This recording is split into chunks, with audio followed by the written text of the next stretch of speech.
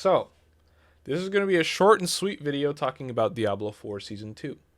It's going to be a little shorter than I think I intended it because this is now my third time trying to explain what I feel about the season, and I just realized it's not that complicated, buddy. It's not that complicated.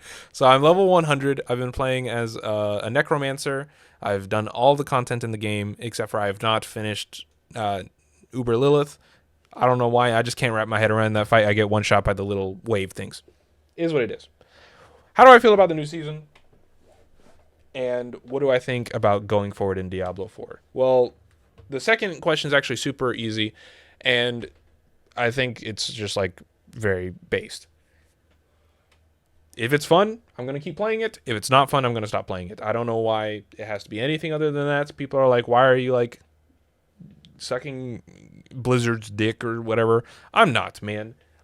Look, I'm a poor dude. I bought this game for like $70, and I don't have enough money to buy like other games. Like I have Elden Ring, but I guess like when the DLC comes out, I'm buying that. I can't buy Lords of the Fallen and play it for 5 hours and stop playing. I'm just gonna play games I have access to. So if a season looks cool when they announce it, and I start playing it and it's fun, I'll keep playing until it's not fun anymore. Makes sense to me. Do I have like high hopes for future seasons? That's kind of how I feel right now. This season was decent. I'd probably give it like a B, a high 7 out of 10, like 7.58. I don't know. Shit. It was decent. What did I like about the new season? I think everyone has like pretty much I'm pretty sure everyone has like unanimously agreed that Blood Harvest was a fun mechanic. I think for me, it kind of just proved that I've always thought Helltide should be always up and kind of like move around maybe.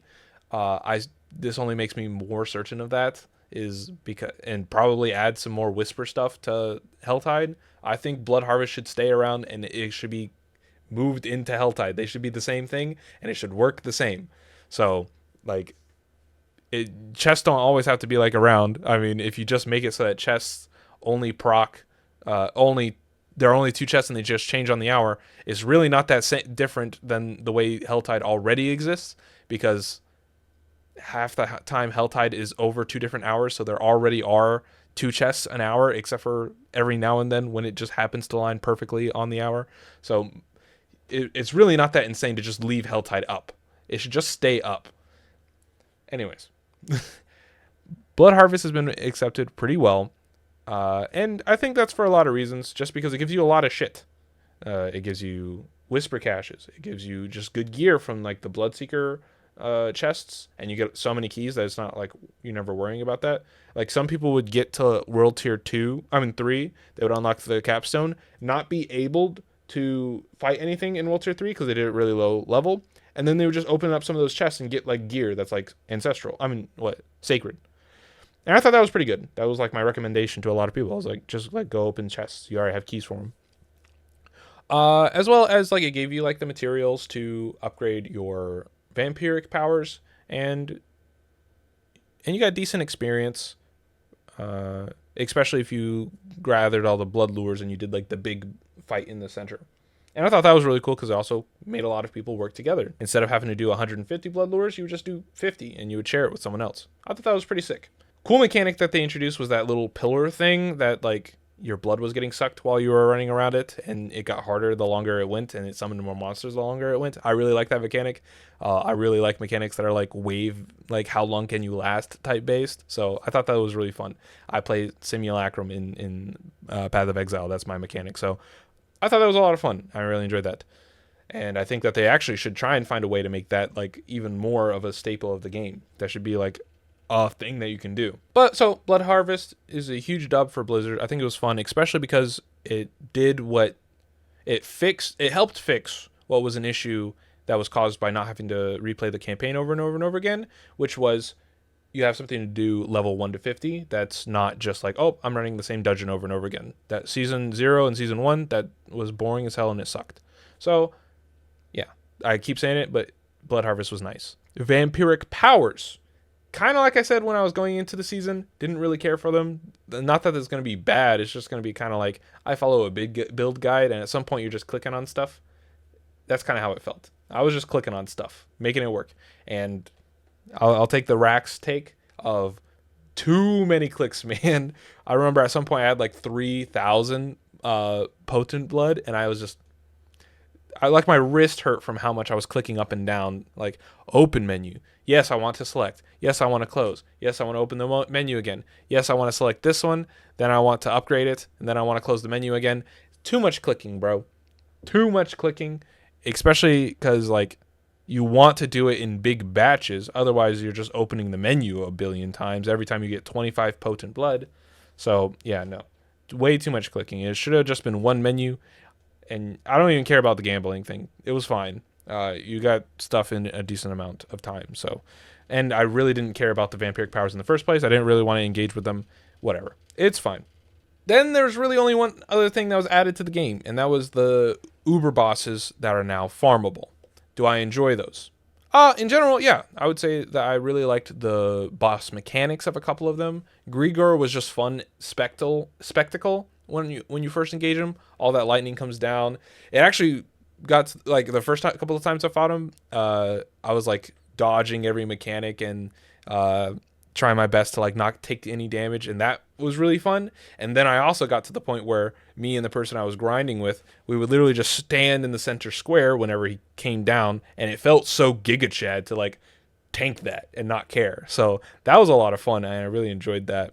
But obviously, the stronger I got, because he caps out at level 75, I think, or 85. Once you hit level 100, you just kill him. There is no challenge to it. Same with Vershawn. Even Vershawn, the first couple of times I fought him, I just stood in the middle of the arena, and none of his mechanics hit you ever, and you just kill him. Easy peasy. But they weren't supposed to be like super crazy. The Beast and Ice mechanics were a lot of fun. I only fought him once because I had no reason to. Like, I don't think he has like any insane like drops or whatever. He has like one unique for each class that he drops, like that's unique to him. So you can fight all the other bosses and want that unique. But if you want the other uniques that he drops, you literally can get them from Vershawn and Grigor. So there's only one item that you might want from him, and I didn't. So I didn't fight him that often. Same with Zir. I could have not fought either the Beast and Ice or Zir at all, and I would have been perfectly fine. And Lord Zir, I didn't like his mechanics. I just didn't care. So those bosses, those four, I would say I really like Grigor. I really like the Beast and Ice, but they need to make the Beast and Ice relevant, because I think it's so easy for him not to be, because he only has one unique that's even relevant to him. Now, Vershawn and Grigor, even though I didn't care for the uniques at all, because they drop the resources that give you towards Duriel. And I really wanted to farm Duriel because I wanted a uber unique. I'm a streamer, man. I need the drop. Well, that process I find to be a wee bit tedious, just because of how much you need to farm Duriel. Just a little bit. I think the process is mostly okay. One thing with Vershawn is I'm pretty sure that because in World Tier 3 you can only drop Gurgling Head, the Femur, and the Hand, that when you're in World Tier 4, I think they overcompensated by giving you more hearts. I don't know if I'm the only one experiencing this, but I have like 8 more hearts than everything else in my inventory. And so like, that's annoying. I feel like they should drop evenly, because once you hit World Tier 4, you're never going back to World Tier 3.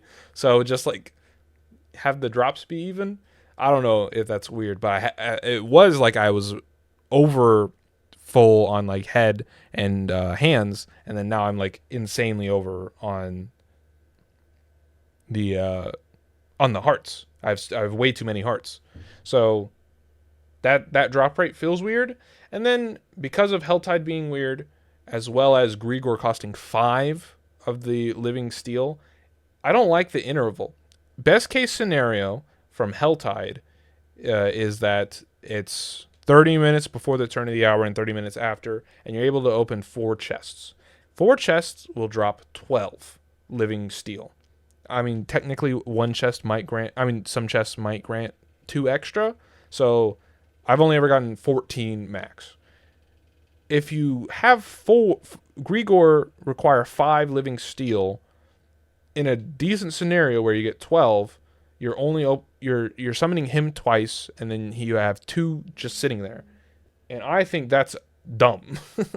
I think Grigor should probably cost 4, because then in your ideal scenario, you're able to summon him 3 times and you don't have any leftover. I think Vershawn requires 4. Vershawn only requires 4 resource. I think that it makes sense that Grigor should only cost 4. I don't think that would like unbalance the meta too much at all, especially because sometimes there's literally only 2 chests, and so you're only going to get 6. And I think 6 being... So I think that would kind of balance out the difference between like a good... and I think that would help balance out the difference between a good Helltide and a bad Helltide, because a good Helltide right now only gives you 2 summons, and a bad Helltide would only give you 1. Whereas if you made it so that a good Helltide would give you 3, but a bad Helltide would only give you 1, I think that would feel just a little bit better.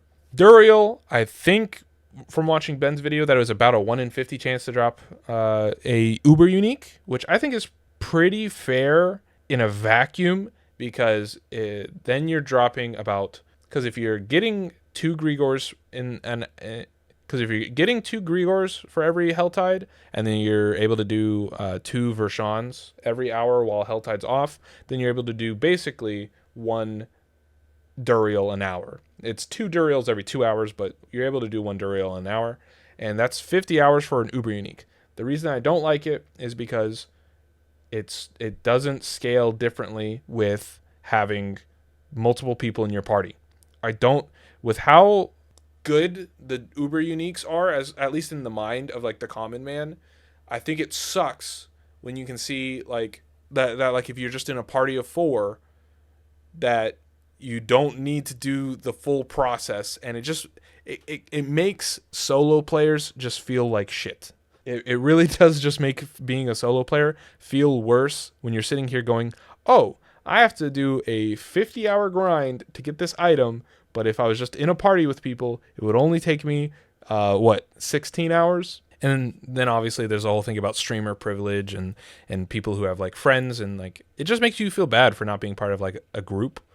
And it doesn't really encourage you to be in a group like it should, but like it just makes you feel bad. So I wish they had reduced the drop rates for at least the Uber Uniques in group party play. That's what I think. I think Necro has a design problem that I would really like to discuss, so we'll see how that goes in the future. But yeah, if you've been enjoying this season, or if you haven't been enjoying it, let me know in the comments down below. I'd really love to hear from you guys, because I just like talking about video games. But yeah, as always, I've been Muffin. You guys have been amazing. I'll see you all next time. Peace.